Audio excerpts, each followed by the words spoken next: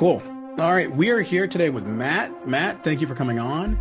We've been trying to do this for a while. We've been talking about it for months now, and finally Yeah. found the time to sit down. But Matt has a really cool story, very unique story. We had somebody on previous episode where we were talking about them leaving the 9 to 5 and deciding to start their own thing, and Matt has a really unique story.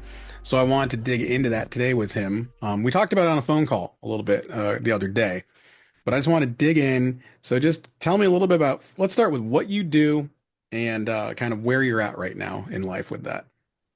Yeah. So I left a 12-year career in like the recruiting talent acquisition space.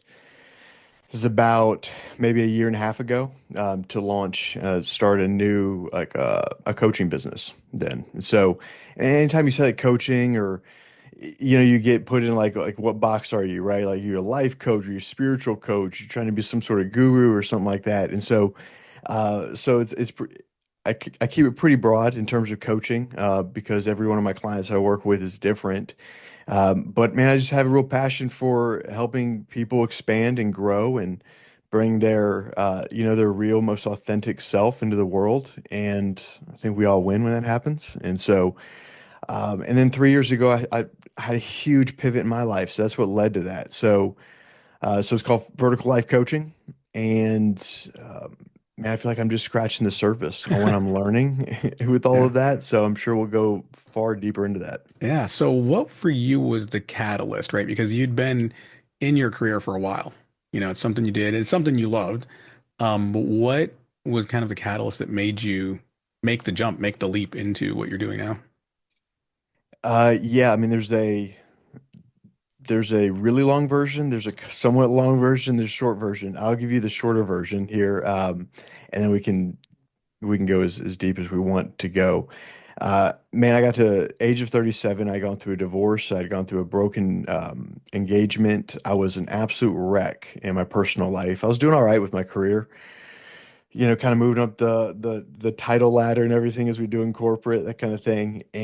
But man, there's just no juice. I got to the age of 37 and I was a partner at a law firm with a friend. Man, things were going great, man. Like we were fast 50 in Charlotte for private companies and working with good people. But for whatever reason, man, just has no life. And and then I had just come out of a really bad broken engagement. So I was shattered as a person, didn't think very highly of myself, and so much so that truly I got to a point where I was planning my exit from this planet, and I was just like, man, this just is I think I'm doing more harm than good. And I got in that mindset. And so I took some pretty radical steps and followed the path of a friend of mine, went down to Costa Rica and sat with ayahuasca for a couple weeks. And something that I never would have considered doing, conservative, evangelical Christian upbringing, all that stuff. And it was pretty much a demonic way of doing things. And and man, that just really opened me up to a lot of forgiveness, to feeling like I had no options, to suddenly I had a lot of options, and it opened my eyes to the idea that I can actually blow up whatever, and I'm fine, and I can reset in whatever fashion I want to. And I got really, really excited from there. So I stuck it out for 6 more months in my current gig and then resigned, knowing that I loved coaching and investing in people and I kind of had a knack for it. And and then over the next 6 months, man, I just kind of went off the grid a little bit and just like let me just pour into every resource I possibly can, and just it was an obsession. And then since then, it's been a lot of one-on-one coaching and now starting to scale into what this next 2.0, 3.0 is going to look like as well. So you catch me at a juicy time, man. So really it was like you you got to the bottom. You Pretty hit much. bottom, and for you, you turned everything inward and looked at yourself and really dug in and then you made those big changes. Um, Mhm. but it seems that the basis for everything is still people. It's that connection. And it's always been kind of like, I remember we were talking about this. The thread that's run through both of our careers has always been about the people and how we can help people and how we work with people, no matter what the roles are or the companies we're with. So, with what you're doing now, how has your passion for people, how has that really started to like shape you even more? Like, because you've clearly seen that you do have value and you have value to bring. So kind of what maybe talk about that, like how now your passion for people is fueling your new path. Yeah. So I learned a lot over the last few years or around like, man, I had really hitched my wagon to a lot of things that I overly identified with. I was just obsessed with me. And so it's just a really small world to be obsessed with little old me. And uh, so a lot of the last few years has really been one kind of becoming something, becoming someone where it's collecting all these fragmented pieces and pieces of myself that I thought were, ugly and made me unlovable and undesirable, and integrating those pieces into a whole person, and then become nobody from there. And I'll start dissolving that identity in and the more and more I do that, whatever language people are comfortable with, like dying to self, killing the ego, whatever, wherever you're coming from, it's all saying the same thing. And what that was is just is dying into service essentially. And I think that's what you're pointing to a little bit is the less I become and like the bigger everything and everyone else becomes. Mm. And the more oneness and connected I feel with everything else around me. And just become less self-conscious and more just conscious of uh, everything I don't know and now can be really curious about instead of constantly judging and right, wrong, good, bad, this Yeah. kind of thing. And everyone becomes a lot more interesting. So, So I want to hit on something a little bit because you mentioned how, your background was like evangelical and, yep. Christian, and then you went in a different direction as far as when you were kind of rediscovering yourself. How Like, what was that process like for you? If you want to talk about like your current beliefs and stuff like that, like how did your past how did you reconcile that to discover something new? Because I know for me, I grew up, very religious, Christian, very like I wouldn't say strict, but like same type of thing. Like there was no looking at the outside world, right? Like philosophy and stuff like that was kind of looked at like, oh, you're be careful with that, like you're playing in a territory. So how did you kind of reconcile that with yourself, and then how has it helped shape what you like who you are now? Yeah, that's been the biggest piece for me. So I never realized how ingrained it was like cement, man. My beliefs and worldview and how I saw myself, others in the world. And it was wild. And I grew up, with beautifully, wonderful, loving parents and great community of people around me, all pretty traditional, evangelical, Christian, and just such loving, beautiful people. But at the same time, it was a very narrow aperture for Mm, seeing life and people. Um, Good, bad, good, evil, right, wrong, and oh, look, we know what something is right and good, and if you don't have it, like you're really missing out. And it was driven for this beautiful place of wanting to help and serve, but it was very like certain, like mm, this is right, what I know. And it was like, man, there's 8 billion people on the planet. There's 10,000 cities. There's a lot of ways to do life, and we're all born into different circumstances. I hadn't done a whole lot of international travel, and I just had a again, very narrow aperture to see the world. And so a lot of my beliefs are very much I'm very careful what I put after I am dot dot dot. Very, very careful in terms of what I attach to my identity. I have a lot of beliefs, a lot of opinions, a lot of ideas, and but they're like t-shirts, like when they stop fitting or feeling good, like I could take yeah. it off.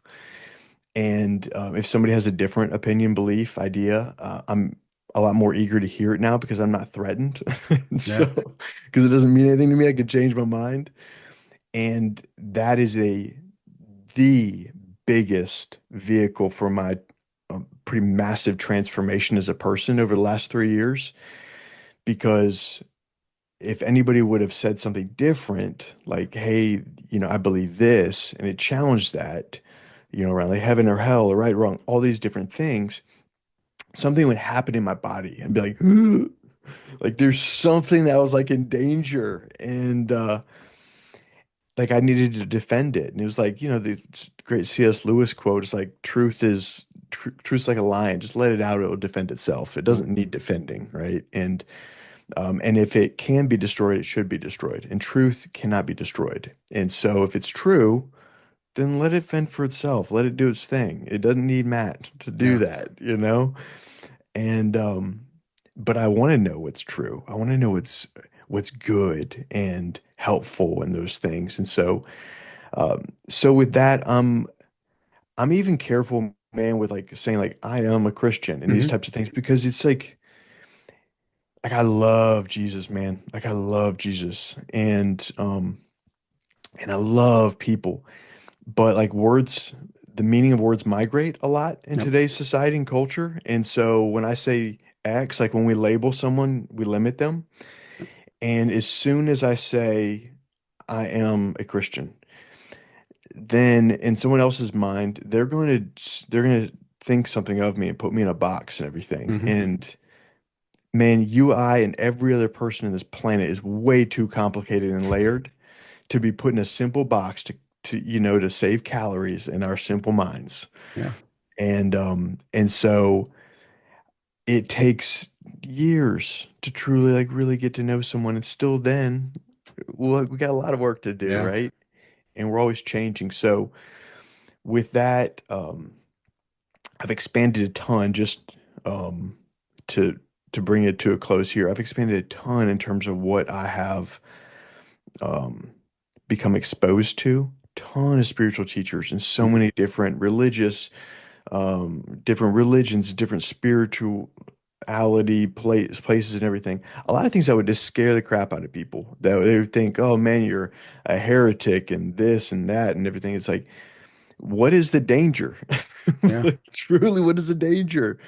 And uh and I find my litmus test in it all is, do you love more as a result Mm. of this? Man, and if so, like bring it. Like That's really bring it. good. And like I trust myself Yeah. that, right? And so yeah, with that, I have like just a confidence in I can learn and relearn pretty quickly now. I think that's a great place to be, right? Like some people kind of never find that place because they do really get stuck in their ways and their thinking. I know for me, I like I said, I grew up very religious and I worked in the church for a big chunk of my career. And so, I my belief system wasn't really my own. It was what, the people around me built for me and what my parents said that I should believe. So once I stopped working in the church and when I started working some other places, really that started to same thing, open my worldview of stuff. And, you know, I've never I've never thought that my way of thinking is the only way to think, but it really like opened my eyes and expanded just the way I think and the way that I even interact and treat people. It's funny when I started at Movement in the early days, I would tell people, I'm like, I've seen more genuine Christianity here as far as the generosity and the way they treat people than I did working in the church for years. And you know, then also like you talk about, some people would look at some of the stuff that you read and listen to and say you're a heretic. It's kind of similar with some of the stuff that I read too, because I'm not looking at just religious, Christian authors anymore. I'm looking at, just different, whether it's self-help people or whoever, because like you talk about truth, right? Truth is always going to reveal itself. And I know for me, I know what I believe. And I think that my beliefs are stronger now because I've let myself be shaped more by other opinions. so that what I believe now is my own. And like you said, you can read a book that's not by a Christian author, or it's not a religious book per se, and you can still get a lot of value out of that because of that perspective. Because at the end of the day, you still have your beliefs, you have your ideals and your values, and you can weigh it against that because again, we can glean so much from all these different world perspectives. And you talked about travel too, because I think that's another big thing is interacting with other cultures and stuff like that. I know for me, I've been to a couple other countries, and that's an eye-opening experience, right? Especially like when we were doing, mission work down in Guatemala and stuff. You go there and you realize you're not really there to help them. They're there to help you, and you learn so much. So for you, with your traveling experience, let's talk about that a little bit. What did you do, and how did that kind of continue to shape you? Yeah, I mean, over the last few years, thanks to my wonderful wife, we were recently married and then honeymoon and everything. She's been a world traveler her whole life. She's such an expanded person and, stretches me every single day. She's like an absolute gift. And I mean, even on our honeymoon, man, we walked the Camino. I'm not sure if you're familiar with that. We started in Portugal, and yeah, it's a pretty well-known like pilgrimage. It's been going on for, centuries. And started in Portugal and hiked up to Spain and then went from Spain to Switzerland, Switzerland to Greece and since then we've been in Guatemala and different places in Mexico and I've been in Costa Rica and I'm obsessed with Central America and just the people and just oh my gosh, just unbelievable humility and love. And again, you drop into these different cultures and it was so wild, man, because they're such beautiful people and you come from an America that I grew up in and military background, all these different things where American exceptionalism and all of these different things where it's, we're taking these beautiful ideals into the world and helping others. And some of that is true, and some of it's not. Yeah. So, and you realize like, man, everybody's doing this in such different ways and they're born into different environments. And if I cannot make room for that and I'm just going around the world, um, determined to prove that I am right and they are wrong, that's a really miserable way of living. At Mhm. least it got to be for me. And instead of, I have massive compassion and love for where everyone else, for anywhere else is at, for your journey, for your story, for your experience.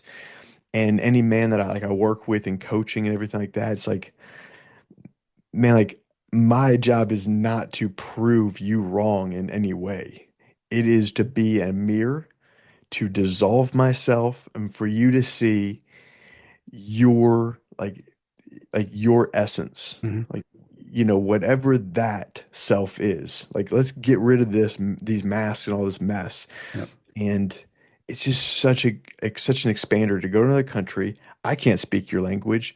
I feel like such a dummy and and it's like so humbling. And now let me like be served like this beautiful food and to see your laugh and to feel like this incredibly authentic energy from you. Like, how can I say I'm right? Right? And why do I need to be right? Why can't I just experience you Yeah. and enjoy this experience? Yeah. I think it's beautiful. It's something that I've definitely learned too over the past few years is just experiences, right? It's especially in today's society, we're so quick to capture things with phones and stuff like that. And it's funny me saying that being a photographer, like I love capturing moments. But, just a few weeks ago we went to Disney with my girlfriend and her daughter and her mother. And, I brought my camera, I was going to vlog and my phone and all this stuff. And I took the camera out to vlog a couple times and record some stuff, but I ended up putting it away and I barely used it because I just realized more and more experience is so important and Mm. being in that moment and just enjoying that. Like neither of us were really on our phones at all. And we were just spending time together, just enjoying this time together, making memories. And it was such a relaxing time.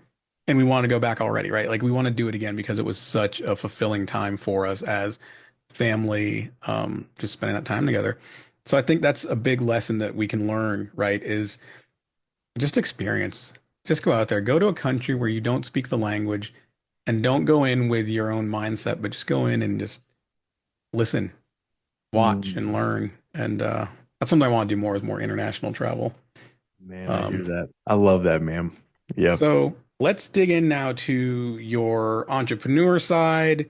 We got the background now on what you went through, where you came from, and we can clearly see how that's really shaped your, like you were talking about, your compassion and your love for people. Um, let's talk about starting your business because I know you said you started your business. Let's talk about the challenges. What was that like starting your business? What are some of the challenges? Because you said you're a year and a half in. So yeah, just let's dig in. Tell me about it. Yeah, I mean it's been an interesting journey and ride for me because when I exited, I was more certain of what I didn't want versus what I did want, and so I was hard no on what I was currently doing, and so I could no longer show up at work and just like go through the motions. And um, when I talked about this big pivot, I'd really had an interesting relationship with death and I just didn't care as much. Like the uh the risk, and everything didn't feel that great to just exit my career because I just wanted to do something that really, really resonated at like a soul level. And so then I had enough space, thankfully. I'm very lucky in that way to have about 6 months of I'm just going to withdraw a bit and go off the grid and get to know Matt a little bit and what really moves the needle for me. And then in that, I was coaching guys one on one in that. And I was learning a lot in that time, right? A ton from them and what was moving the needle and resonating and these types of things while I was obsessing over all these techniques and things that I saw helping these men like change their lives. And so I'd been reluctant to scale on a pretty big in a in a big way just because I just wanted to be more certain of who I was showing up as. And I knew that was the product. The product is a healthy, aligned, juiced up, hair on fire Matt. And I wanted to see men heal, and women. I wanted to see people heal and then bring their light into the world. And I could not do that if I wasn't doing the same thing myself. And so that's a lot of, been what that last year and a half has been is just a ton on one-on-one. And I've had a couple false starts on, hey, I'm gonna launch this group offering and these type of things. And then it just didn't feel right. And some of that was fear and of needing to be perfect in these types of things. And so I'm now just entering this season of, okay, I've got all this one-on-one stuff going on. I really want to do group stuff. I want to get into more video stuff, large group, because how do I get into more people space to serve more people Yeah. in that way? And so that's where now looking to scale, vertical life into I've got a lot of land up here in Virginia, which I've just moved. So I'm building a retreat offering with that to get people unplugged from the crazy and so they can plug into themselves. So there's a couple different offerings I'm now working into, but it's a balance, man, of making sure there's personal alignment and also navigating the personal fear Mhm. and needing to be perfect. And everything I put out there in front of everybody, it's like, oh man, like they're all judging me and everything like that. They don't care. They got their own lives to live, and I'm just learning that. So, Yeah. Well, that's great. That's something I've been struggling with too, especially the way I grew up, a lot of perfection, um, high standard, high excellence, and especially in the industry I'm in, right? Like everything I do, I want to look good. I want it to sound good, And so for me, I'm like, I can't just pick up my phone and record something. Like I can't just record something in my car. But I've really pushed myself to start doing that, right? It doesn't need to be perfect. It's the message. And I think at the end of the day, right, the big theme I hear from you is authenticity. And that's something that I'm very big on with the podcast, with everything I do is being authentic, whatever it is that I'm doing. being my authentic self. And so, I recorded an episode the other day in my car. I just hit record and I was just talking because sometimes I have the best thoughts in the car and just recorded what I said and posted it. And I think that's something that we really need to learn in today's society because everything we put out on social media, right? It's got to be produced. It's got to be, we're putting on a face. And people know nowadays, they can tell when you're not being authentic, right? Like you go back to these other coaches and stuff. We talked about this a little bit the other day. You can tell when someone's not being genuine. You can tell when someone's just doing it for a paycheck or to sell a book. And people, I think, are realizing that more and more, and they're gravitating towards the people that genuinely care, are putting their authentic self out there, and are just really wanting to help people. Um, okay, so we'll kind of move into wrapping this up because I think, great stuff. What's advice you have for someone who's wanting to take a leap or that's, afraid, or just what's advice that you have for someone that's out there trying to figure out what the next step is for them? Yeah, I think a lot of one authenticity, brother. I love what you just shared. I cannot echo that enough. And the more we get to know ourselves, the more we can bring that authenticity into the world. And I am all for it. So that is the energy that I am drawn to. And if I meet somebody, I don't care what you believe, where you live, how much money, I don't care.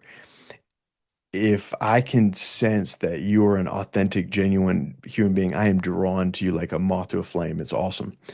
Um, but with that, in terms of, I love talking to and with people that are in their 30s, early 40s. And that's where like that pivot where you like run into the wall of like, hey, everything that I've been living for actually wasn't mine. And I would like it to be mine now. And so it's like, what do I do to, I got this job and these bills and this family to provide Yep. for and all of these different things. Like, how do I do this?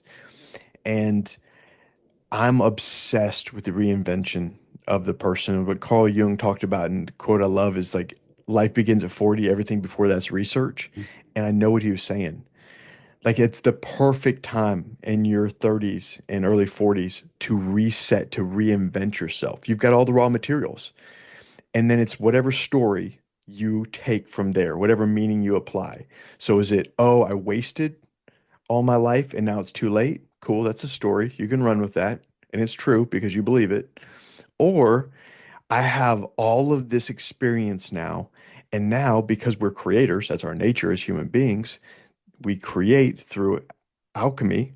We alchemize those experience, those feelings, those emotions, those out of that core wound comes purpose. And I love talking to people about like, how do you alchemize that and let that, the stuff that you think makes you the least desirable and lovable, how do we bring that magic into the world? And it's freaking awesome, man. And every human being, we got it in in each one of us. And so, uh, if I was saying that to anybody, it would be freaking celebrate every single thing that happened in your life because that is your purpose in this world. That's powerful. It's funny you say that because for me, you know, late 30s, 40s, really deciding to make this change, um, I wanted to move into something where I'm helping people, I'm talking with people, I'm sharing stories, and I didn't want to throw away a career that I didn't want to throw away a career that I had been building, like all these skills, 20 plus years. And one of my really good friends said to me, he's like, well, then don't throw it away. He's like, you've got all the skills you need to bring this message to a larger audience. Because originally I was thinking about going into counseling. And he's like, why? Why be a licensed counselor? He's like, not that there's anything wrong with that, right? We need licensed counselors. They're very important. But he's like, you will have a bigger reach than just sitting one-on-one with someone producing videos. You understand social media, you understand YouTube. Is like, so use those skills that you've built over your career Mm, to amplify your voice, to put yourself out there. And I was like, man, that was it, right? Like it took me several months to get to that point, but it's just like that's it, right? It's not so like you said, it's the perspective you choose. I didn't waste 20 something years in my career. That 20 something years is all skill that I can now apply to the next phase to do it better and to mm. do it well. So yeah, I think So that's good, man. powerful I, what you said.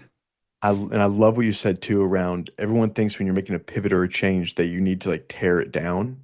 And like even like in terms of like Christianity, like deconstruction, you hear that term a lot and everything. Man, I just see it as a build on. Yeah. Beautiful. So foundation is a beautiful place to build from. Every single thing is a beautiful place to build from. And your experiences, right? They just shape you. Your experiences have shaped you. It's made you stronger. It's made your beliefs stronger.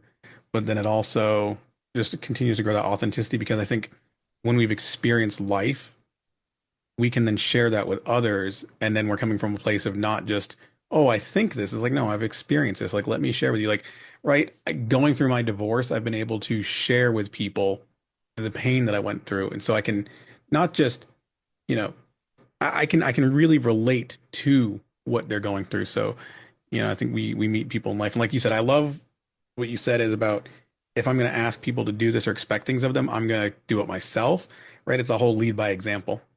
It's, I'm not going to ask you to do something I'm not willing to do. So like if you're asking people to open their mind and listen to other people and just sit with people, it's not something you're not going to do yourself. And you've done it and you've gone out there in the world and experienced it. So Matt, I appreciate you jumping on. Thank you so much for doing this. I think a lot of great wisdom in this conversation, and hopefully whoever listens to this, maybe this is the motivation they need to make the change or to step out from the fear that they've been feeling and make that change and live their life finally.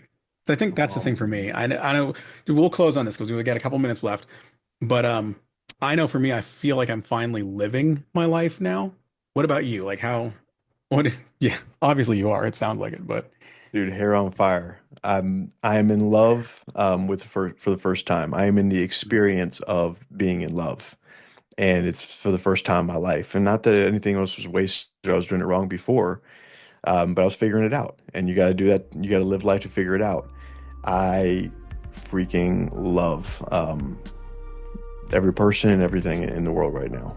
And so it doesn't mean life isn't hard, but yeah, man, I'm pretty juiced up in this, and it took me a long way to get there. And I would not have thought I would have been here a couple years ago.